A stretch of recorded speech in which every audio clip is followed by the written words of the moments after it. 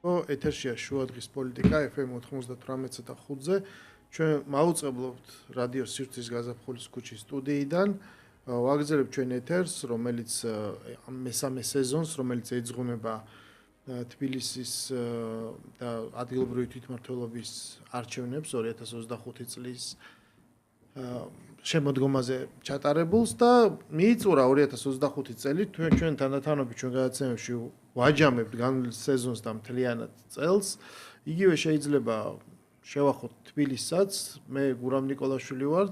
ჩვენი სტუმარი დღეს იქნება ამ ეთერში ბექა ოდიშარია, ორგზის მოწვევის პარლამენტის წევრი, რომელიც მუშაობდა დიასპორის კომიტეტში თავმჯდომარედ და ეხლა უკვე თბილისის საკრებულოს წევრი და კულტურის და განათლების კომიტეტის თავმჯდომარე. ძალიან თემატური იქნება. ჩვენ ვიცით, რომ თბილისის ახალი სლოგანი 2026 წლისთვის ეს არის სიკეთით სავსე ქალაქი. ყოველ წელს თბილისის მერია გარკვეულ თემატურ სლოგანს აძლევს. ხო, თემას აძლევს და ჩვენ გვინდა რომ რაღაცნაირად განვლილი წელი შევაჯამოთ და გარკვეულწილად ვილაპარაკოთ იმაზე, თუ როგორი წელი და რა გეგმები გველოდება. ამავე დროს მოგიყვებით ასევე იმის შესახებ, რომ ჩვენი კომიტეტი უკვე იმყოფებოდა საზღვარგარეთ ვიზიტში და პირველ რიგში შევხვდით დიასპორას, იმ ქართველებს, რომლებიც თავის დროზე ემიგრირებულები არიან და ცხოვრობენ თურქეთში და მათ გააჩნიათ განსაკუთრებით დედაქალაქის მიმართ სხვა ტიპის დამოკიდებულება, იმიტომ რომ ისინი ცდილობენ, რომ ეს კულტურული კავშირები, პირველ რიგში კულტურული კავშირები, იმიტომ რომ ეკონომიკური ნაწილი ამ შემთხვევაში უკანა პლანზეა, რაღაცნაირად გახადონ უფრო ინტენსიური. ბექა, როგორ ფიქრობ, აი როგორ შეგიძლია შენ დაახასიათო ეს 2025 წელი თავისი იმ არჩევნებით, რაც ჩატარდა, იმიტომ რომ წმინდა პოლიტიკური თვალსაზრისით ეს არჩევნები იყო გამაყარება წინა წლის საპარლამენტო არჩევნების, ხო? თუმცა წინააღმდეგობა რაც ამას შეხვდა, იყო განუზომლად უფრო დიდი. იმიტომ რომ ჩვენ ამხელა კამპანია იმის მხრივ რომ ძირი გამოეთხარათ სახელმწიფოსთვის და მოეხდინათ როგორც პროცესის დისკრედიტაცია, ასევე შედეგების არაღიარება არ გვახსოვს და ეს რაღაცნაირად დღემდე გრძელდება. რას ფიქრობ შენ? გურამ, პირველ რიგში დიდი მადლობა მოწვევისათვის, ამ შესაძლებლობისთვის, რომ დაველაპარაკოთ ჩვენს მსმენელს, ჩვენს მაყურებელს. ეხლა კი გეუბნებოდი სწორედ რომ ერთადერთი ადამიანი ხარ, მიუხედავად იმისა, რომ მეგობრები ვართ და კოლეგები ვართ, რომელთანაც შეთანხმება არ მქონია თემებთან დაკავშირებით წინასწარ და ალბათ უფრო საინტერესოც იქნება ჩვენი მსმენელისათვის ჩვენი დიალოგი. რაც შეეხება არჩევნებს, ეს იყო სწორედ გამყარება იმისა, რაც ხდება საქართველოში. საქართველოში ხდება საღი აზრის გამარჯვება ცალსახად. მე მიმაჩნია, რომ ის პროცესები, რომელიც მიდის საქართველოში და კერძოდ თბილისში, ეს არის ნათელი მაგალითი მაჩვენებელი იმის, რომ ადამიანების ხმა ჟღერდება, ადამიანების მიცემული ხმა აისახება და ბევრმა პარტიამ, რომელმაც განიცადა ფიასკო, ალბათ არ ვიცი აქ თუ არა დრო დარჩენილი იმისათვის, რომ დაფიქრდნენ რა განიცადეს. ნათელი მაგალითია იმისა, რომ ტყუილი ამ ქალაქში არ გადის. თბილისი ტყუილს ვერ იტანს. და შესაბამისად, მართალი ხმა, გულახდილი ხმა, ადამიანური დამოკიდებულება ადამიანების მიმართ და არა პოლიტიკური პარტიების დამოკიდებულება, ეგრეთ წოდებული ამომრჩევლის მიმართ, სადაც მაღიზიანებს ამომრჩეველი არ არის ადამიანი, არა ადამიანი და მაშინ უნდა მოვეპყროთ ადამიანურად და მისი წუხილიც უნდა გავიგოთ, სიხარულიც უნდა გავიგოთ და ასე შემდეგ და აი როდესაც ხდება მომხმარებლური დამოკიდებულება და დამოკიდებულება იმისა, რომ პარტია ცდილობს რაღაცნაირად ამომრჩევლად აქციოს, მოსახლეობად აქციოს ადამიანები. იღებენ იმ შედეგს, რაც მიიღეს. ბეწვზე გადარჩა რამოდენიმე პარტია, რომ საერთოდ შემოვიდნენ საკრებულოში, მიუხედავად იმისა, რომ ღმერთია მოწამა იმისა, რომ არავის ხელი არ შეუშლია მათთვის და არანაირ გაყალბებას ადგილი არ ქონია და გაყალბებას რომ ადგილი ქონოდა, თავისთავად ცხადია, ამაზე რეაქცია ისეთი იქნებოდა, რომ ამას ვერ შეაკავებდა ვერც ერთი პარტია, ვერც ერთი მართველი პარტია მათ შორის. თუმცა ზოგიერთმა მიიღეს ის პასუხი, რომელიც მიიღეს გვაველთებ გულისხმობ გახარიას პარტიას. არაჯანსაღი დამოკიდებულება, მომხმარებლური დამოკიდებულება, ფლიდი დამოკიდებულება საკუთარი თანამოქალაქეების მიმართ, აისახება სწორედ ესეთ საარჩევნო შედეგში.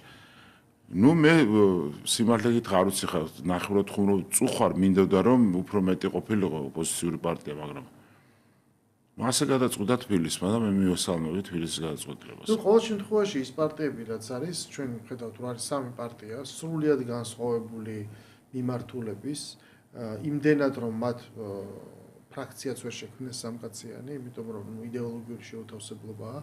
გარკვეული ალიანსის კონტურები იდეაში კი ჩანს, იმიტომ რომ კონკრეტულ თემატიკაზე, როდესაც ლაპარაკი ინვესტიციებზე ჩვენ ვხედავთ დიდ სიახლოვეს მათ შორის ორ სუბიექტს გულისხმობ, მაგრამ მის თქმა მინდა რომ ხმა ისმის, ეს ოპოზიციური ხმა ისმის, ის სიმრავლე ეხა 5-ნი იქნებიან თუ 15 იქნებიან თუ 25-ნი, მაინც იგივე უნდა ელაპარაკოთ. ხო, ამიტომ ამ მხრივ ეს დეფიციტი არ იქნება, მით უმეტეს დღევანდელ პოლიტიკაში, სადაც ჩვენ ვხედავთ რომ პოლიტიკა უფრო გახდა რაღაცნაირად სხვანაირად ინკლუზიური, ხო, საჯარო სივრცეს დიდი გავლენა აქვს, მედია სივრცეს, ციფრულ საშუალებებს, ინფორმაციის და ეს ზემოქმედებს ეს ყველაფერი პოლიტიკაზე და ეს რა თქმა უნდა, მაგრამ უნდა დაგეთანხმა რომ მისასალმებელია რომ ჩვენ ხედავთ შემოსულს უკვე, ანუ რაც არის აღიარება იმ ცდარი გზის ტყუილზე დაფუძნებული გადაწყვეტილების, რაც თავის დროზე 2024 წელს მიიღეს და შესაბამისად გააგრძელეს მე ეს პოლიტიკა, მაგრამ ეხლა ჩვენ ვხედავთ გარკვეულ ამ რევერსს, ხო, ვიღაცა დარჩება ესე გაჯიუტებული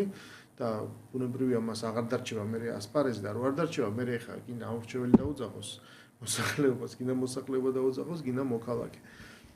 მაგრამ ამის მიუხედავად ქალაქი აგრძელებს ცხოვრებას და ყველა მაცხოვრებელი, ვინც ცხოვრობს თბილისში, საკრებულოს მერიაც არის ყველასთვის და აგრძელებს იმ პოლიტიკას რომელიც დაწყებული არის უკვე რამდენი წელია.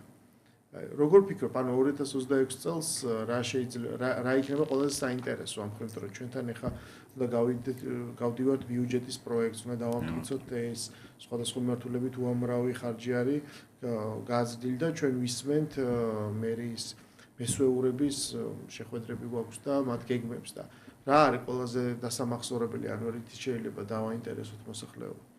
კი ბატონო, არ მიყვარს ხოლმე თქმა იმისა, რომ რაღაცა უპრეცედენტოდ პირველად ისტორიაში ესეთი ტერმინოლოგიისგან მე შორს ვარ. მაგრამ ნუ ფაქტი ფაქტად რჩება, რომ დღეს 2 მილიარდ 200 მილიონი არის თბილისის ბიუჯეტი. მე და შენ ჩვენ და საამაყოთ უნდა ვთქვათ, მე მადლობა წარდგენისათვის და მე როცა წარმოადგენდი 3 მილიონამდე ადამიანს პარლამენტში. დღეს შემიძლია ვთქვა, რომ წარმოადგენს 1,5 მილიონი ადამიანს, იმიტომ რომ თბილისი არის დიდი მეგაპოლისი არის.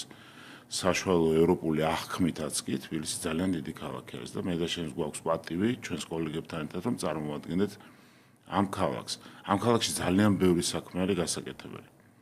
რა თქმა უნდა, ზოგადად ფედერალურ დონეზე ჩვენ უნდა ვიფიქროთ, იმიტომ რომ მე და შენ არ ვართ მხოლოდ საკრებულოს წევრები, ხო, ვართ პოლიტიკური პარტიის წარმომადგენლები და ჩვენ მართავს ფიქრი ასევე და ანჩე საქართველოსიც ცხადია და ბუნებრივია და უნდა განვითარება მოყვეს ამას ჩვენს ჩანაფიქრებს აუცილებლად. მარტო თბილისზე ზრუნვა არ იქნება ჩვენგან კეთილსინდისიერი. თუმცა რა თქმა უნდა ჩვენ პირველ რიგში ვართ პასუხისმგებელი ჩვენი მოქალაქეების, თანამოქალაქეების წინაშე. ძალიან ბევრი რამ კეთდება. მე მინდა გითხრა რომ მხოლოდ რომ თქვა ხა მე მაინც ახალი ვარ ამ მიმართულებით როგორც კომისიის თავმჯდომარე კულტურის და განათლების, მაგრამ იმ წუთასვე დავიჭირე ძალიან მნიშვნელოვანი მიმართულება. მე კახაკალაძის მადლობაც კი გადაუხადა. რამდენიმე პროგრამა, პროექტი ისეთი არსებობს ხელშესახები, რომელსაც მე ძალიან გულშემატკივრობ. მე და შენ ვიყავით თქვათ ქალაქ ბურსაში და ბევრ სხვა ისტორიულ ქალაქებში. რასაც შეგვიძლია შევეხოთ კიდეც და ჩვენს სვენელს გაუზიაროთ მაყურებელს. თუ რა შეხვედრები იყო და რა მნიშვნელობის შეხვედრები იყო. მაშინ როდესაც ჩვენ საუბრობთ, რომ ქალაქში გაჩნდება ახალი შესაძლებლობები ახალგაზრდებისთვის, მაგალითად ისწავლე და დასაქმდე. ეს არის ჩემს ერთ-ერთი საამაყო პროგრამა, როდესაც 10,000 ადამიანმა გასული წლის განმავლობაში მიმართა თბილისის მერიას, რომ ჩართულიყო ამ პროგრამაში და რას გულისხმობს ეს პროგრამა, ხო, თქვათ, უნდა აუხსნათ სმენელს, რომ პროფესიული განათლების კუთხით, გადამზადების კუთხით ეძლევა შესაძლებლობა ამას აფინანსებს მერია. პროფესიები არის ამ შემთხვევაში წარმოდგენილი ბაზრის მიერ, მოთხოვნის მიერ, ან საუბარი არის დამსაქმებლობის მიერ, ეს არ არის ლაპარაკი, რა თქმა უნდა მე უმაღლეს განათლების როლს ძალიან გამიჭირდება რომ დავაკნინო, რა თქმა უნდა არც არ უნდა დააკნინებს არასოდეს, მაგრამ განსხვავებით უმაღლესი განათლებისაგან პროფესიულ განათლება იძლევა საშუალებას რომ პირდაპირ დასაქმდე. თუ იმ შემთხვევაში, როდესაც შენ დიპლომს იღებ, ეგრეთ წოდებულ დიპლომს იღებ და ერთვები ცხოვრების ლოტოტრონში და მე მაინც ხდება ეს ხო სათუო შენ დასაქმდები, არ დასაქმდები, მიიღებ თუ არა იმ ჯამაგირს, რომელსაც ელოდები. ამ შემთხვევაში შენ პირდაპირ ხარ ბაზარზე გასული და ეს ერთი მიმართულება ძალიან მინდა რომ აი გამოვიყენო შენი ეთერი და ახალგაზრდებს უთხრა რომ 10,000 ნაცვლად ეხლა კალაძემ წარმოადგინა 20,000 ახალგაზრდების შესაძლებლობა. ეს ნიშნავს რომ ჩვენი დასაქმებულების ბაზარი გაიზრდება 20,000-ად. ის მიმდინარე პროექტები, რომელიც შეეხება მუზეუმებს და რაც არ არის ნაკლებ მნიშვნელოვანი, ეს ინტელექტუალური, რა თქმა უნდა, განვითარება ქალაქის, რომელსაც აქვს უდიდესი წარსული. ეხლა მე და თქვენ ერთმანეთს უთხარით, რომ სიყვარულით სავსეა, თუ სიკეთით სავსეა, თუ სინათლით სავსეა, სამივეთი სავსე არის. მე უთხარი კიდეც ოპოზიციის ერთ-ერთ დეპუტატს, რომ არ მიმცემ საშუალებას, რომ მოახდინონ დაკნინება. ქალაქი ვითარდება ძალიან ბევრი მიმართულებით, მათ შორის ინტელექტუალურად ვითარდება, მათ შორის ვიზუალურად ვითარდება, მათ შორის ეკოლოგიურად ვითარდება. წარმოუდგენელი არის ის განვითარება, ის პროგრესი, რომელიც მე მაგალითად, როგორც კრაინსის დეპუტატს 8 წლის განმავლობაში შემიძლია დაგიდასტურო მთაწმინდის რაიონის მაჟორიტარ დეპუტატს, მაგალითად ფონიჭალებში, სადაც არ იყო საერთოდ ტრანსპორტი, დღეს ავტობუსების რიგი დგას. შეიძლება სადაც გვაკლია, შეიძლება სადაც მეტია, შეიძლება ჯერ კიდე მენეჯმენტის მხრივ დასახვეწი ვართ, მაგრამ ფაქტია, მე გეუბნებით მხოლოდ ჩემს რაიონზე, კრაინსის რაიონზე. საიდანაც ადამიანები ფეხით მოდიოდნენ საერთოდ ზემო და ქვემო ფონიჭალიდან და დღეს მე სიამოვნებით აი ვაჩვენებდი ნებისმიერ მსურველს თუ რა მდგომარეობა აქვს ამ თვალსაზრისით. კორპუსებს შორის, აი ამ ეგრეთ წოდებულ რაღაცა ჯუნგლებს შორის, რომელიც საბჭოთა კავშირიდან მოყვა ხო ჩვენ მემკვიდრეობად, დღეს გვაქვს სკვერების და ბაღების ესეთი რაოდენობა, რომ ხშირად თვითონ ფონიჭალელები და დამეთანხმებიან, მე არც მომერიდება ამის თქმის და არ მომერიდება იმისა, რომ დავიმოწმო ისინი, რომ ისინი იძახიან, რომ ჩვენ ფონიჭალა კი არა, სკვერი ჭალა ვართო. მე მადლობას ვუხდი ამისათვის, რა თქმა უნდა, ლევან ჯაფარიძეს, ასევე ჩვენ კოლეგას, საკრებულოს თავმჯდომარის მოადგილეს, რომელიც გახლავთ დღეს მოქმედი მაჟორიტარი საკრებულოში, ისე როგორც ბექა მიქაუტაძეს, ასევე კომისიის თავმჯდომარე არის ბექა, რომელიც გამგებელი გახდათ. დიდი ყურადღება იყო, ხო? შეგვიძლია გავშალოთ, შეგვიძლია ჩვენმა კოლეგებმა ყველა თავის რაიონზე, უბანზე თქვას იმსჯელოს, მაგრამ მე და თქვენ ხომ ვართ მომსწრე იმისა, რომ გვიწვევენ ყოველ კვირას 2-3 ღონისძიებაზე, სადაც იხსნება ქალაქის მერის მონაწილეობით არაჩვეულებრივი ახალი სივრცე. მე მაგალითად გდანში სიმართლე გითხრათ არ მიწევდა ეხა ესე ხშირად მისვლა, მაგრამ წინა საარჩევნო პერიოდში ჩემმა კოლეგებმა კოტე ზარნაძემ, შალო ბაიძემ, ლადო ბოჟაძემ და ნუ კახაღალაძემ რა თქმა უნდა მიგვიწვიეს, რაც მე იქ ნახე გდანის ტბასთან დაკავშირებით. რა იყო და რა არის. სამწუხაროა, რომ კერძო ხელში აღმოჩენილი ხშირად ესეთი ტიპის ობიექტები ვერ პოვებს ის განვითარებას. ეს ჩემს სამწუხაროა, იმიტომ რომ მე ყოველთვის გულშემატკივრობ, რომ კერძო ინვესტიციას და ვფიქრობ, რომ როდესაც რაღაცა საკუთრებაში არის, ის უფრო უნდა განვითარდეს, მაგრამ ჯერჯერობით მაგალითს გვაძლევს ის, რომ ქალაქის მერია კალაძე მისი გუნდი მთლიანად ანვითარებს ქალაქს იმგვარად, რომ ადამიანებს ეს სიამოვნებდა. ეს რო არის ლიტონის სიტყვები, ეს მარტივად მოიძებნება, გნებავთ YouTube-ზე, გნებავთ ინტერნეტში და რა ვიცი, მადლობელი ვარ ბედის, რომ მეც ამ დიდი საქმის თანამონაწილე ვარ თქვენთან ერთად. კი ბატონო, ესე იგი, საქმე იმაშია, რომ თბილისი გარდა იმისა, რომ არის პირველ რიგში თბილისელებისთვის, რაიონულ დონეზეც ყველაფერი ძალიან აქტიურია და ჩვენ ვხედავთ ხოლმე ჩართულობას, ხო? იმიტომ რომ ყველაფერი რაც კეთდება რაიონის დონეზე, სულ არის ინტერაქცია მაჟორიტარი დეპუტატი. იმ რაიონის 25 მაჟორიტარი დეპუტატია. ყველა მათგანი არის ძალიან აქტიურად მონაწილეობს თავისი უბნის და რაიონის ცხოვრებაში, ლობირებენ თავიანთ ამ საკითხებს და ამ ხრივ შეიქმნა უკვე ესეთი საინტერესო მოდელი. მით უმეტეს მას შემდეგ რაც პარლამენტში უკვე ეს მაჟორიტარული წარმომადგენლობა აღარ არსებობს და ეს სიცარიელე გარკვეულწილად რომელიც დიდი ხნის განმავლობაში ერთგვარ მანკიერ პრაქტიკად იყო აღიარებული, შემდეგ გაუქმდა და ეხლა უკვე იგრძნობა გარკვეული დეფიციტი, ამიტომაც ერთგვარი სუროგატი მოიფიქრეს ხო დელეგატის სახით, რომ მაინც იყოს ვიღაც წარმომადგენელთან უნდა იყოს გარკვეული რაიონი მიბმული, იმიტომ რომ სხვანაირად რთულდება როგორც ჩანს კომუნიკაცია. გარდა იმისა, რომ არსებობს მთელი ეს იერარქია და აი მუნიციპალურ დონეზე შენარჩუნებული არის მსგავსი ფორმატი, თბილისი მაინც არის უკვე მთელი საქართველოს დედაქალაქი. წარმოადგენს მიზიდულობის ცენტრს ამ კუთხით, კულტურულ ცენტრს, ფინანსურ ცენტრს, ყველანაირად ეს გახდა ძალიან დომინანტი მეგაპოლისი, მართლა შეიძლება ითქვას და მათ შორის აღმოჩნდა მიმზიდველი და არის კიდევაც იმ სხვადასხვა თაობის დიასპორებისთვის თავის ძროზე რომლებიც იყვნენ ემიგრანტები, შემდეგ უკვე ჩამოყალიბდნენ დიასპორად, იმიტომ რომ ისინი უკვე ცხოვრობენ ამ ქვეყნებში და ჩვენ გქონდა საშუალება რომ გვენახა თურქეთში, აი თავის დროზე 150 წლის წინ დაახლოებით გადასახლებებული ქართველები, რომლებიც მანამდე ბედითობით მოხდა რელიგიის შეცვლა და ეს იქცა სწორედ ფაქტორად, რის გამოც რაღაც მოწოდებას აყვლენ და ისინი და რუსულმა პოლიტიკამაც ცხადია თავის როლი ითამაშა, ისინი დასახლდნენ იქ. ძალიან საინტერესო იყო ის მიგნება, რომ ძალიან დიდია ხო თურქეთი როგორც ტერიტორია და მათ იპოვნეს და არჩიეს ადგილი, რომელიც ძალიან გავდა მათ საცხოვრებელ გარემოს, ხო, ძირითადად ზემო აჭარაძეა ლაპარაკი.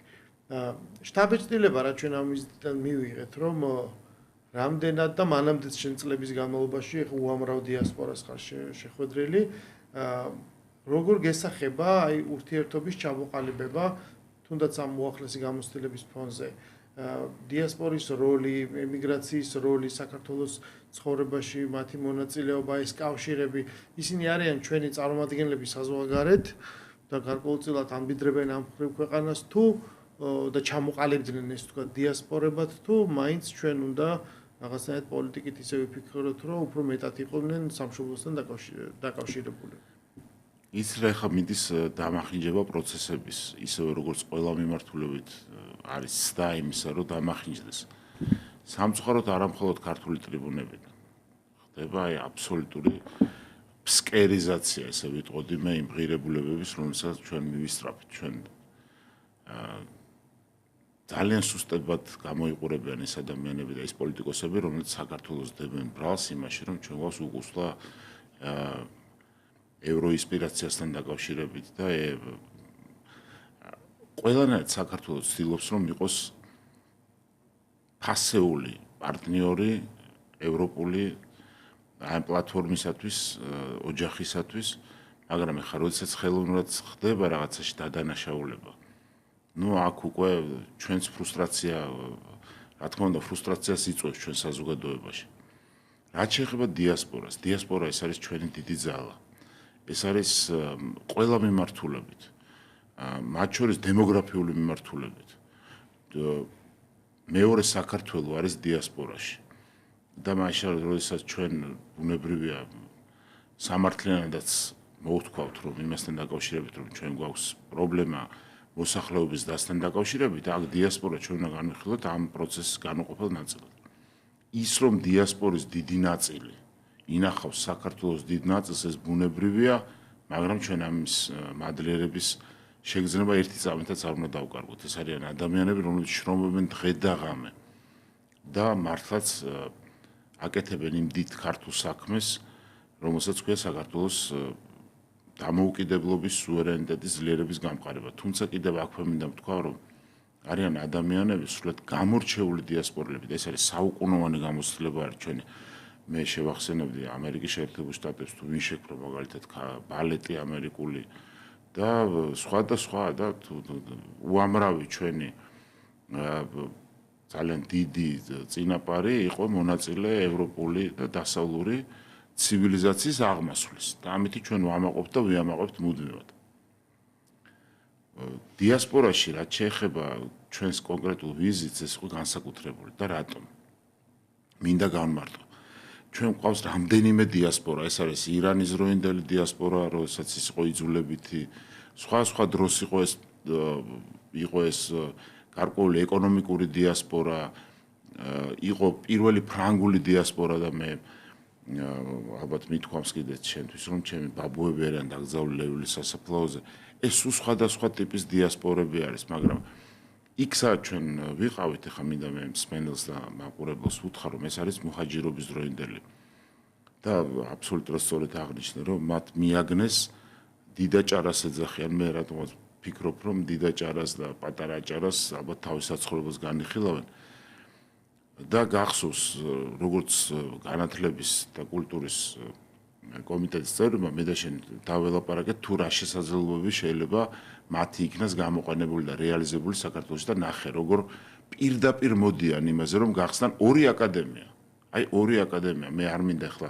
ვიდრე არ მოქვს შეთანხმებული ორ მინისტრს ვესაუბრე უკვე სადაც საუბარი არის ერთი სოფლის მეურნეობის მიმართულებით ერთი განათლების მიმართულებით რომ ორი აკადემია გაკეთდეს და კვლავ ჩავერთოთ იმ სისტემაში რომელსაც ქვია პროფესიული გადამზადება და რო ვეკითხები რომ ჩვენგან რა გნებავთ არაფერიც არ გნებავთ ჩვენ გვინდა რომ უბრალოდ საქართველოს დაწინაურდეთ აი ესეთი დიასპორა ყავს ჩვენ ესეთი ადამიანებით რა ვიცი აი ხარისხით დიდი ხარისხით და ძალიან დიდი რაოდენობით სავსე დიასპორა ყავს ჩვენ მიმდინარეობს ხელოვნური დევალვაცია რაღაცა გარკვეული პოლიტიკური რაღაცა მიმართულებით თუმცა აქაც ხდება ეგ ხო ახერხებენ ადამიანები რომ დაამახინჯონ სრულად სიტუაცია და მათ შორის ყველანაირი ჯანსაღი მოვლენა გადანათლონ თავისებურად ახალგაზრდებს ჩაუნერგონ რომ რაღაცა უბედურება ხდება საქართველოს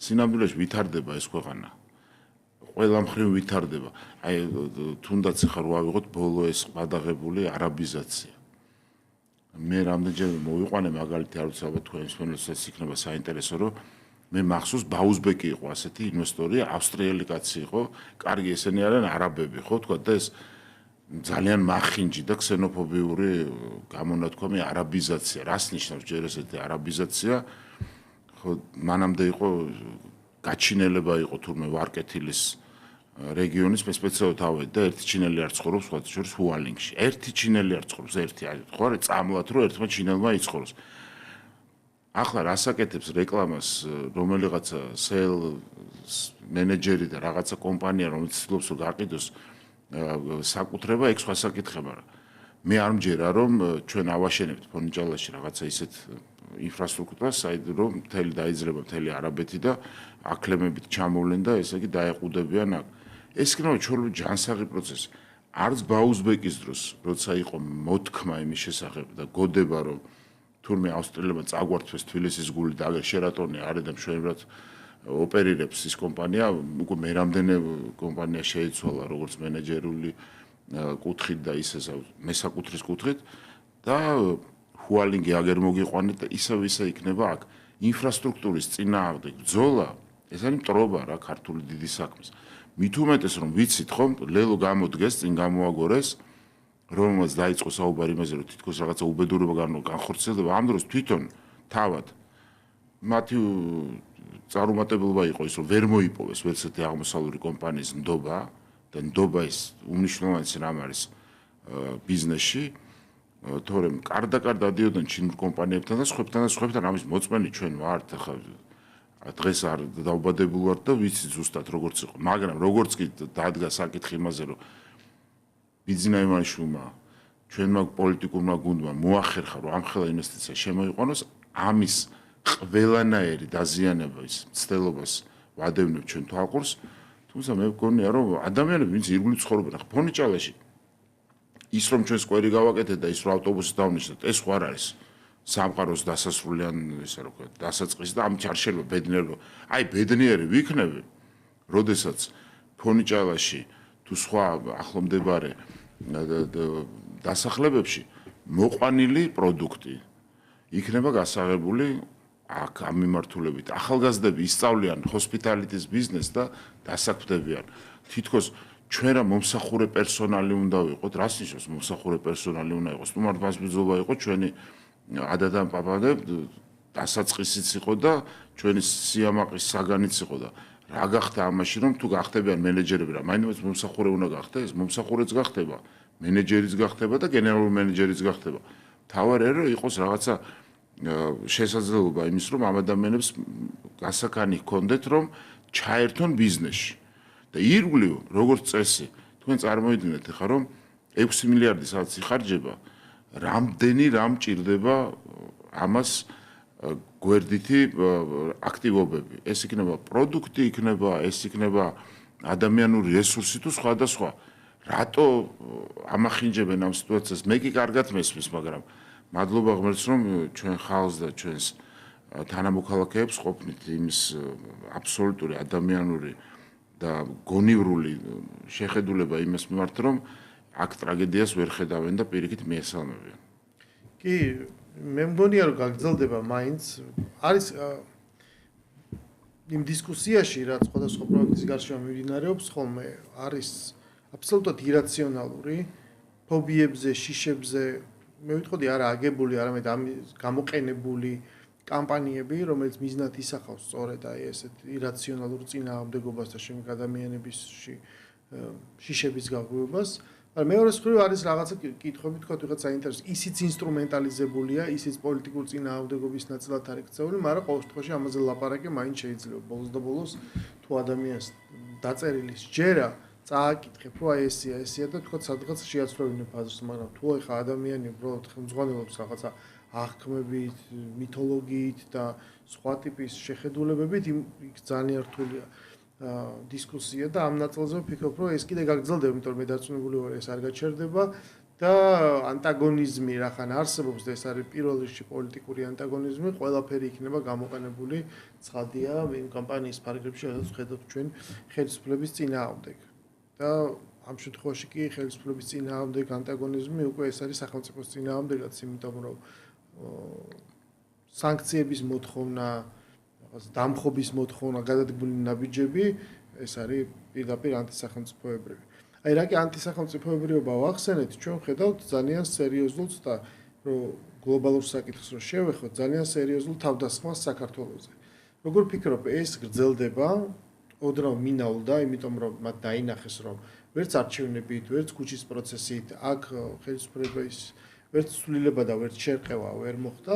ფიქრობ, რომ ეს გაგრძელდება თუ გარკვეულწილად შეიძლება შეიცვალოს. ანუ 2026 წელს ჩვენ აი ამ ზეწოლას, რასაც ვხედავთ და კრიტიკას, რა სახით უნდა ველოდოთ? იცი რა, იმდენად გურამ ხელის გულზედებს ეს ყველა პროცესები. წარმოუდგენელია, მოდი დავიწყოთ ბოლოდან, ხო, BBC-ს რაღაცა გაუგებარი დოკუმენტური შეკვეთილი ფილმიდან. საუბარი არის, რომ მოუწამლეთ ხელისუფლებამ ადამიანები, ოღონდ მოწამულს ვერ პოულობენ. ნუ იქ ეხა კომედიურ ჟანრში აღარ მინდა შესვლა, რომ თუთიყუშს თმები გაცვიდა და ძაღლი პატრონს ვერ ცნობდა. აქამდე თუ დავალთ, ეხა ეს ძალიან უცნაური იქნება. ვერავინ ვერ ადასტურებს კონკრეტულ შედეგს იმ განხორციელებულ უკანონობასთან ბრჭყალებში, რომელსაც გვაბრალებენ ჩვენ. ჩაიარა ამ საქმემ. მათ შორის ტრამპის ადმინისტრაცია უჩივის ანალოგიური კიდევ უფრო ამაზრზენი ტყუილისათვის BBC-ს და აი ამ ფონზე მაინც რომ გამოდიან ევროპარლამენტარები გარკვეული განცხადებებით, მე როგორ დავიჯერო, რომ ისინი არ არიან საქმის ხურში, ისინი არიან საქმის ხურში. ჩვენ კარგად ვიცით, რომ არსებობს დაფინანსებები, არსებობს მათ შორის კერძო დონაციები, რომელიც ასევე ლეგალურად არის, არსებობს დასავლეთში ასეთი შესაძლებლობა, რომ შენ შეგიძლია რაღაცა დააფინანსო რაღაცა კამპანია და მე ამ კამპანიიდან მიიღო კონკრეტული ბენეფიტი. ჩვენ გვახსოვს, რომ სააკაშვილი კვდებოდა არავის სიკვდილს რა თქმა უნდა არ უნატრულო, ღმერთმა ყველას ჯანმრთელობა უსურვოს, თუმცა ადამიანს ისეთი ავადმყოფობიდან გამოჯანმრთელება შეახოცეს, რომ სირცხვილიც კი იყო. მე მგონი თავადაც უნდა გასცინებოდათ, მით უმეტეს რომ ამდენი ექიმები ყავთ გამოდგმული წინ. ეს ადამიანები სულ ყველა ეს იქნება ლიეტუველი დეპუტატები თუ სხვები და სხვები, რომლებიც ამას ტირაჟირებენ, ხელოვნურად ტირაჟირებენ. აი ორი დღის წინ მოხდა მთლიანად ჩამოშლა BBC-ს ფილმის ფაბულის, მოხდა აბსოლუტური, რა ვიცი, ხელის გულზე ამოტანა იმისა, რომ რამდენად ტყუილი იყო ესა და მაინც განაგზობ ამის ტირაჟი. არა ინფორმირებას ამას ხო ვერ დავაბრალებ, ამას დავაბრალოთ აუცილებლად რაღაცა ფინანსური ინტერესი, რაღაცა ინტერესი, პოლიტიკური ინტერესი იყოს, კაი ბატონო, რომ უფრო ღრმა ბრალდებებში არ შევიდე, მაგრამ მე წარმოუდგენლად მიმაჩნია, რომ თავი მოგქონდეს მაღალ რაღაც პოლიტიკურ მოღვაწის რანგში, იყო ევროპარლამენტარი და ტირაჟირებდა ისეთ სისულელეს, რომ რაკამიძე არის საერთოდ ლაპარაკი.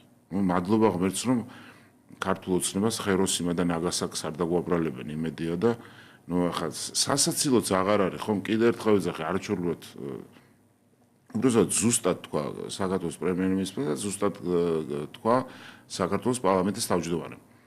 როგორ შეიძლება იყოს დანაშაული თუ არ არსებობს დაზარალებული? როგორ შეიძლება იყოს გამოყენებული რაღაცა არქი, სასწაული, მომწამლავი ნივთიერება თუ ერთი მოწამლულიც არ არის? ეხლა ვიღაცას თავი ასტკივდა, ბუნებრივია, არავის არ სიამოვნებს, არც წიწაკის სპრეი და არც სიამოვნებს, მე სხვა შორის რო ხედავ, რომ ვიღაცას, მაგრამ თუ გადადის ეხლა ადამიანი ზღვარს და თუ სახელმწიფოებრივ წესრიგს არღვევს და თუ საერთოდ პარლამენტზე მიაქვს შეტევა და თუ გადატრიალების ცდილობა აქვს, ეხლა ამ სახელმწიფოს უნდა დარჩეს ხო იმის უფლება, რომ გამოიყენოს წიწაკის სპრეი, მაგრამ არა უმეტეს და ერთ რამეს მივახცია ყურადღებას, ხო შორის არ მომისმენია ვინმესგან ამის თქვა, რომ ანუ ჩვენ ბიჭებს, სპეციალურ დანიშნულების ნაწილის ბიჭებს ჩვენ თვითონ წამოვავდით ამ დროს, იმიტომ რომ ყველა კადრებში ჩანს, რომ გაფრქვევა ისიც ხდება იმ სითხის, ხო? კიდევ ერთხელ ვიმეორებ, სასიამოვნო ამაში არაფერი არ არის. შეიძლება იქ ჩვენი ახლობლებიც იდგნენ, ჩვენი შვილების მეგობრები ამ პირიქით ან რა მნიშვნელობა აქვს? ქართველები იდგნენ, ხო, თანამოქალაქეები. ჩემთვის ადამიანები, რომლებიც ცდებიან. ან არიან ნეფსით, ან უბლეთ ჩემსთანი, მაგრამ როგორ კარგი ისინი გავიმეტეთ და ეს ბიჭები, სპეციალური დანიშნულების ნაწილის ბიჭები, რომლებიც დღე და ღამე პატრულის ბიჭები, რომლებიც საქართველოს ემსახურებიან, ისე გული მწყდება ამ ადამიანებს შეურაცხყოფას რო აყენებენ. გეგონება პატრული იყოს ერთი ხელისუფლების კუთვნილება. ან სპეციალური დანიშნულების ნაწილი იყოს ერთი ხელისუფლების კუთვნილება. ამ ბიჭებს ჩვენ თვითონ წამლავდით. მათ შორისაც არ არის მოწამლული, მადლობა უფალს, საიდან უნდა ყოფილიყო, რაც არ იყო, ის ვერ იქნებოდა, ხო? აი ასეთ სიცრუეში, ასეთ უბედურებაში, როგორც აცხოვრებდნენ მაშინ, ეხლა ცდილობენ ყოველ ჯერზე აცხოვრონ რა. მე ისე გული მწყდება, რომ გვაქვს საშუალება, რომ თუ ჩვენ ყველა ერთიანად გავერთიანდებით, ჩვენ რო გავერთიანებულიყავით, ევროკავშირის წევრებიც კი შეიძლება ყოფილიყავით უკვე, რომ არ ყოფილიყო ეს დამაზიანებელი, ეს ამაზრზენი, აი ყოველად არ ვიცი, არაპატრიოტული მტრული დამოკიდებულება საქართველოს, ჩვენ რო გავერთიანებულიყავით და ის პოლიტიკოსებს რო ეძახიან თავის და რო დარბოდნენ ევროკავშირის კორიდორებში, მათ რომ ესე არ ემოქმედეთ. ჩვენ ხო ყველამ კარგად ვიცით, ვის უნდა რომ სანქციები დაუწესდეს. ხო ტყუიან და ნიანგის ცნებებს ყურიან, რომ თითქოს ქართულ ხალხს არა ოცნებობენ სწორედ რომ ქართულ ხალხს დაუწესდეს სანქციები იმისაც რომ მე ჩვენზე შვილი იძიონ. ყველაფერზე წამსვლელი ხალხია. ჩვენგან განსხვავებით. მე ვიყავი ჩემს პირად წარდგენაზე 2020-ში, როდესაც გამოვიდა ჩემს წარსადგენად პრემიერ-მინისტრი და თქვა რომ ჩვენ მივიღებთ ევროკავშირის წევრობას და სრულფასოვანი ესე იგი წევრობის განაცხადს გავაკეთებთ. ამაზე ქილიკი იყო. როგორ შეიძლება მოხდეს, გახსოვთ თქვენ ხო, მე რამდენი დამახინჯება იყო ყველა მოვლენების, რამდენად იყო ტირაჟირება ისეთი თემების, რომელიც აზიანებდა ჩვენს ევრომისწრაფებებს.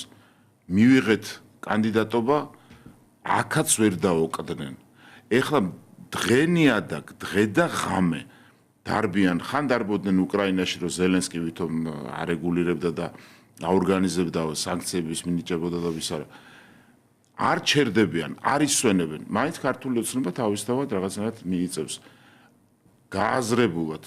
გააზრებულად და ხალხისათვის სასიკეთოდ და იმედია რომ ხალხიც გაიგებს ამას, შეიგნებს და ის ნაწილიც, რომელიც ჩვენ ეხლა რაღაცნაირად გვეწინააღმდეგება, საბოლოო ჯამში დადგება სწორ მხარეს და ჩვენ ერთად მოვახერხებთ წარმატებების მიღწევას. ქართული ოცნება და სახელმწიფო კი მიიწევს, მაგრამ ჩვენ ხედავთ, რომ ჯერ არაერთგვაროვანია ვითარება, ხო? ანუ ჩემთვის 2025 იმითია გამორჩეული, მიწურული წელი, რომ თუ კი ომი დაწყებიდან უკვე მალე 4 წელი შესრულდება, ყველა არ აღიარებდა იმას, რომ რა იყო ამ ომის რეალური დატვირთვა და შინაარსი. მათ მიეშთათ, რომ აი რაღაცა რუსეთმა საბაბი იპოვნა, ტერიტორიების მიტაცება უნდა, კიევის სამ დღეში აიღოს, დღესაც კი უამრავი ადამიანი, ვისაც ძველი სამყაროსი ჯერა ამას იშველიებს, მაგალითად, რომ ანუ აი რუსეთმა ვერ მოიგო. ყველა ადამიანი ვინც იცახის, რომ რუსეთმა ვერ მოიგო, სინამდვილეში საერთოდ თანამედროვე კომუნიკაცია ესე გახდა ერთ ფრაზას ამბობ, რომელიც არის დავარცხნილი, მაგრამ იმის უკან სრულიად სხვა შინაარსებ. ყველა ეს ადამიანი ამბობს, რომ არა, სამყარო არის ისევ ისეთ, ისაა დასავლეთი არის უძლეველი და რაც თავარია ის არის ნათელი და მართალი, ხოლო მეორე მხარე მოწინააღმდეგე ყველა არის ბოროტი, ბნელი და სხვა ინტერესები არ არსებობს. პირველ რიგში ეს ომის თავარი შინაარსი იყო აი სწორედ ამ სურათის და ამ წესრიგის ამოყირავება, რაც გამოუვიდა რუსეთს. თუ კი გამარჯვება რაღაც თუ რა გაიზომოს, აიწონოს და შეფასდეს, მთელი რიგი მდგენელები აქვს და მათ შორის ერთ-ერთი ეს არის. ის საერთაშორისო წესრიგი დანგრევა მან ცადა, დაიწყო და დღეს უკვე ყველა აღიარებს, რომ ეს წესრიგი აღარ არსებობს. საკუთრივ უკრაინის ფრონტის ხაზზე რა შედეგი დადგება, როგორ დამთავრდება, ეს არავინ ჯერჯერობით არ ვიცი, შეიძლება ვიღაცამ რაღაცა ივარაუდოს, როცა ვარაუდს გამოთქვა, მე იმ წუთში ვეგეუბნებია, რომ შენ გიხარია და გადაყავთ საერთოდ სხვა ემოციურ განზომილებაში ეს მსჯელობა, მაგრამ საქმე იმაშია, რომ ის რომ ის წესრიგი ყოველ შემთხვევაში არსებობს და ახალი ჩამოყალიბებული არ არის, ეს არის ის რეალობა, რომელსაც უკვე ყველა დასავლური სახელმწიფო დაეთანხმა და აღიარებს.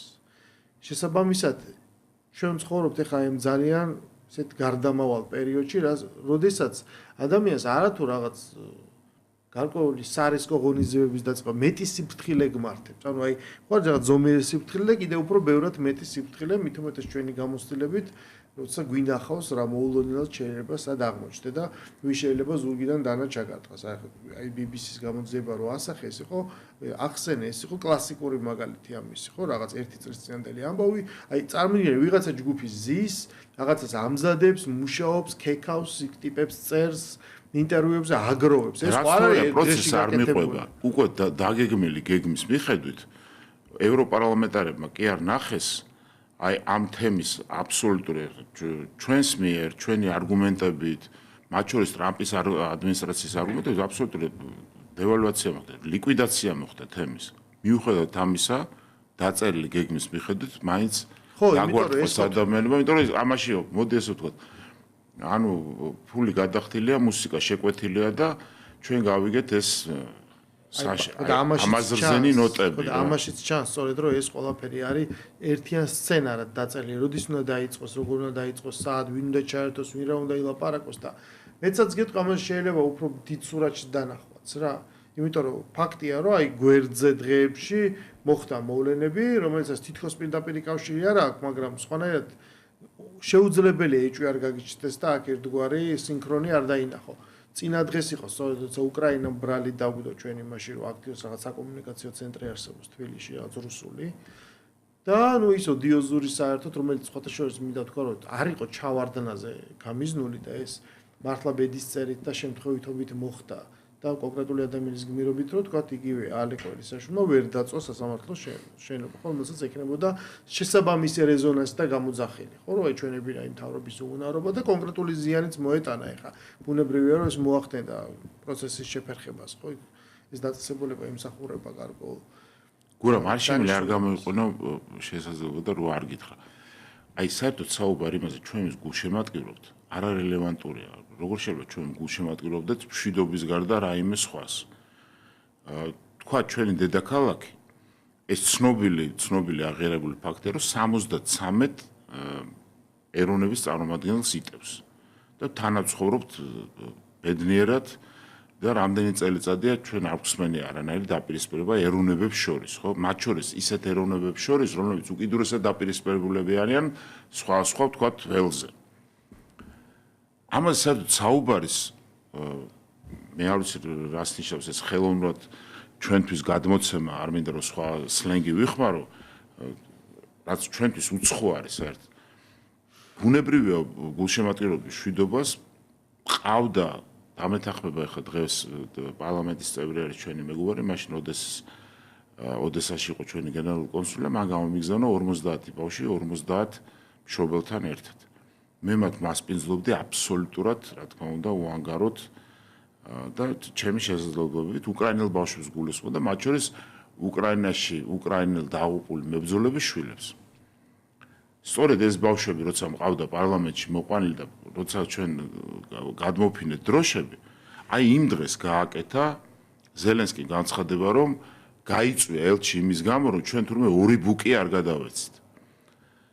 ეხლა არ ვიცი, მსმენელი რამდენად არის ინფორმირებული, 2 ბუკი არაფერი არა, ეს საერთოდ 80-იანი წლების დროინდელი შექმნილი საერთოდ. სამაგეროდ 2 S400 დგას პირდაპირ სამაჩაბლოში.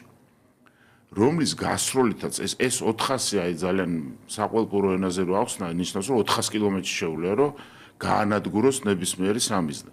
და სინამდვილეში 40 კილომეტრია მაქსიმუმ ალბათ მე და შესაძლოა მუშაობთ, ხა თბილისის საკრებულო.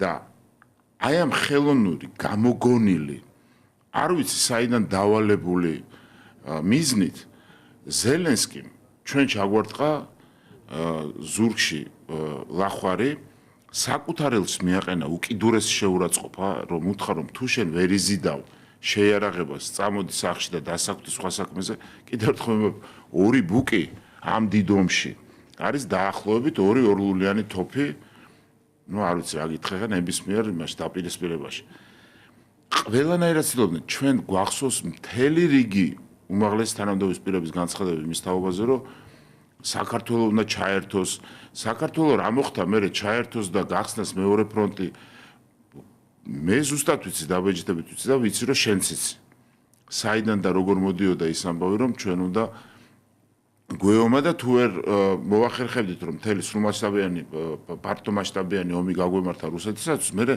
გადავსულიყავით პარტიზანულ ომში და ამას მე ახლა ზურგს ვინ უმაგრებს არ გაინტერესებს იმ პარტიიდან მე მგონი ფიგურალურად რა იყო 300-დან 200 საზღვარზე იყო წითელი ხიდის პირველი 2008 წლის ომის ეპიზოდში და ამ ადამიანებს უნდათ რომ ჩვენმა შვილებმა იომონ ჩვენმა შვილებმა იომონ და იომონ თუ იქნება საქართველოს დამოუკიდებლობა სუვერენიტეტი მაგრამ რა არის ახლა დამთავრდა ხო ეს ისა რა ქვია მამლუქობა და რატო უნდა იომოს ჩვენმა შვილმა ისეთ ომში რომლის პერსპექტივაც გაურკვეველია მიზანიც გაურკვეველია შენ სწორედ თქვი შეიცვალა სოფლიო წესრიგი თუმცა ადრე რუსეთს ცალსახად აბრალებდა და საბჭოთა კავშირი რა თქმა უნდა არღვევდა სოფლიო წესრიგს სადაც გნებავთ ინტერვენციები გნებავთ უნგრეთი იყო თუ ავღანეთი იყო თუ სხვა უკანასკნელ ხანებში ჩვენ დავინახეთ ხო რომ დასავლეთიც არინდობს მათ შორის ბელგრადს ბომბავდა 78 დღე ხო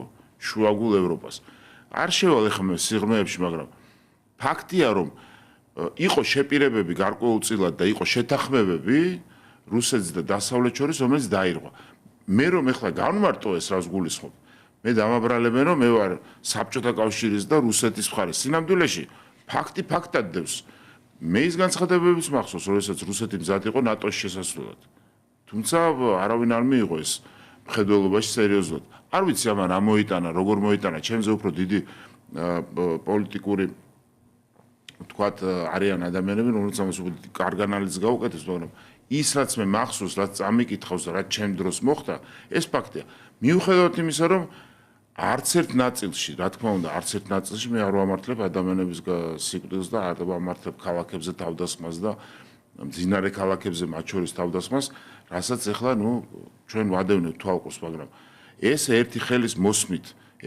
მოსმით ყველაფერში ერთი მხარის დადანაშაულება და ჩვენი ცდა იმისა რომ რამენერად ჩაგვითრიონ ამ ომში ეს არის წარმოუდგენლად მიუღებელი ჩემთვის კი ბატონო მოკლედ ჩვენ მე მგონი ყველა ისეთ დაგროვილ თუ წლევანდელი წლისთვის დამახასიათებელ თემას შევახეთ და მოვიხილეთ რაც საინტერესო იყო იმიტომ რომ საჭიროა ხოლმე მე მგონია რომ წლის ბოლოს მოხდეს ერთგვარი რაღაცნაირ შეჯამება და საჭიროა მოხდეს ერთგვარი აი წნევის გაზომვა რა სად ვართ რა ვიყავით რა გავიარეთ და რა პროცესები ერთგვარად დასრულდა და ეს სახელის დარქმევა რომ აი აქ ვართ რომ ეს გავიარეთ ვინ მუტყუანი იყო ვინ მართალი იყო როგორც თბილისური გამოთქმა არის საჭიროა აბანოს სადაც თეთრი და შავი გამოჩნდება ეს მნიშვნელოვანია იმისათვის, რომ შემდეგ რაღაც ახალი გვერდი გადაიფურცლოს და აღარ მოხდეს იმ რაღაც ერთგვარი გარკვეულ შიზოფრენიულ ხასსაც ჩვენ ვადენებთ ბუნებრივია თვალს, რომ ადამიანები ესე ჩაციკლულად ერთ და იგივეს უკვე ყველას დაავიწყდა. რო არ თქვა ეს და არ აღნიშნო.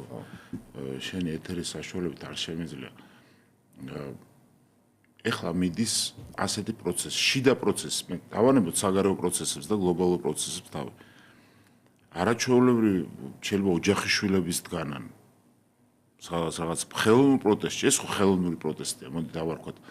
გაუთავებლად ისმის რომ რაღაცა წლიდან წლამდე პროტესტი მიდის, უწყვეტი პროტესტი, 10 კაცი გამოვა, არ ღვევს მართლა 100,000-ობით მოქალაქის უფლებას და მე მთაწმინდელი ვარ და არც ერთი არ ვიცი ძალიან იშვიათად თუ ვიღაცა ბედნიერი იქნება, იმიტომ რომ სამსახურიდან ადამიანი სახლში მიდის და 20 კაცი გადაუკეტავს სახლს, ბავშვი სკოლიდან ვერ გამოყავს და იქ ბავშვებს დააყენებენ. არიან ადამიანები, რომელსაც შეფასებისგან მე თავ შევიკავებ, იმიტომ რომ იმათზე ჩემი შტაბი-ჭრილობა ჩამოყალიბებული მაქვს, მაგრამ არიან კიდე ადამიანები, რომელსაც მე მენიანება, რომ არიან ამაში ჩართულები და ხდება რაღაცნაირად აი ყოველდღიური აი მავნე, მახინჯი, ჩვენ რასაც ჩაუპიარს ვეძახით, ამ შეგონებით ამ ხალხისათვის ტვინის გარკვეული გამორიცხვა. არის ესეთი შენიცი თომას მანისეული ბუდენბრუკის სინდრომი არის რა, როდესაც ოჯახი განიცდის რაღაცა ჩამოქვეითებას და თავიდან იწყება იმგვარად რომ რაღაცა ანალიზია, აზრია ოჯახში და მე ეს გაედინება ახალგაზრდები და მე არ მინდა რომ ეს სინდრომი თბილისს მოეკიდოს. მე მინდა რომ პირიქით დატრიალდეს ეს ყველაფერი და მინდა რომ ახალგაზრდებმა გაიგონ და შეიგონონ. მე მახსოვს, როდესაც მე აფხაზეთში მივდიოდი და როდესაც იყო ეს არეულობა, მამაჩემის მეგობრები როგორ მეუბნებოდნენ, რომ დაფიქრდით, რა ხდება, მე ამის გაგონება არ მინდოდა. მაგრამ როგორ შევადარებ აფხაზეთში, თქვათ, ჩემი წასვლის მისწრაფებასთან იმას, რაც ახლა დღეს ხდება. ის იყო აბსოლუტურად აი შიშველი პატრიოტული, გააზრებული თუ გაუაზრებელი რა მნიშვნელობა აქვს. მაშინ ჩემი ქვეყნის სუვერენიტეტი ირღვეოდა. დღეს რა გერღვევა? მთელი სახელმწიფო გადამკვდარი არის, რა გაგიკეთოს, როგორ გაიკეთოს. ბოლონიის პროცესიდან დაწყებული აბსოლუტური სისულელე ხარ შენ ჩემზე კარგად ერკვევი ამ განათლების საკითხებში და ამ სისულელებიდან დაწყებული, დამთავრებული იმით, რომ თითქოს არაბიზაცია ხდება. ყველა მიმართულებით სახელმწიფო ზრუნავს ერთმანეთზე, რომ ახალგაზრდა ადამიანს, ჩემ შვილს, ჩემი შვილის თანატოლებს ცხოვრება გაუხდეთ უფრო ადვილი. ამას მე მინდა რომ მიმართვა ეს უყოლა ჩვენს მენელს რომ განსაკუთრებით ახალგაზრდებს იქნებ რაღაცნაირად გაიაზროთ და ჩემო ძვირფასო მეგობრებო დაგვეხმაროთ იმაში რომ ეს ქვეყანა გავიყვანოთ ფონს, რასაც ქართულად ვეძახით. არაფერი არ გვიკლია იმასთან, გარდა ეს მავნებელი პოლიტიკოსების, რომლებიც ესე ჩემოდენებს ჩაალაგებენ თავიანთ ბინძურ რაღაცა საბუთებს და შავ პიარს უკეთებენ ჩვენ სახელმწიფოს. აი ამად გარდა ჩვენ არაფერი არ გვიშლის იმისათვის, რომ ჩვენ გავხდეთ ევროკავშირის წევრიც, გავხდეთ საერთაშორისო თანამეგობრობის წევრიც და მართლაც ერთხელ სამუდამოდ ჩვენ ქვეყანა გავიყვანოთ ფონს. კი ბატონო, დიდი მადლობა. ჩვენ დღევანდელი ეთერი დასრულებულია. სტუმრად ყავდა ბექა ოდიშარია, მე გურამ ნიკოლაშვილი ვარ. მე გევშտოვებით მომდევნო კვირამდე.